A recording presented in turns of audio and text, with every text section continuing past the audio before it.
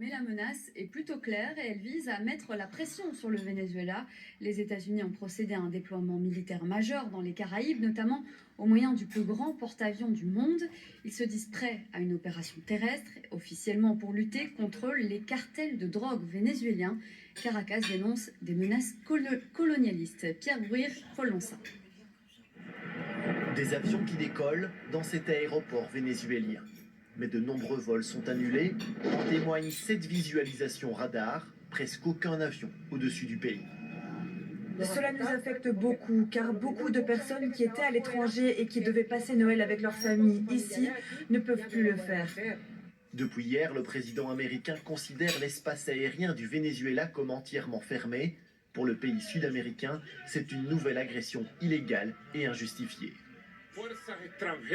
Les forces impérialistes étrangères ont continuellement menacé de perturber la paix dans les Caraïbes, en Amérique du Sud et au Venezuela. Donald Trump accuse le Venezuela de participer au trafic de drogue qui inonde le marché américain. En réponse, les États-Unis ont déployé le plus grand porte-avions du monde dans la mer des Caraïbes. Washington y a aussi mené des frappes contre 20 navires vénézuéliens. 83 morts, soupçonnés sans preuve tangible de trafic de drogue. Et le président Trump se dit prêt à des opérations terrestres.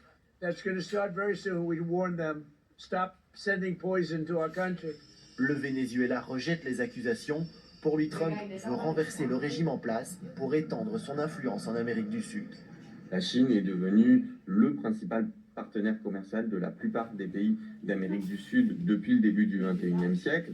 C'est un changement majeur dans l'histoire de l'Amérique latine.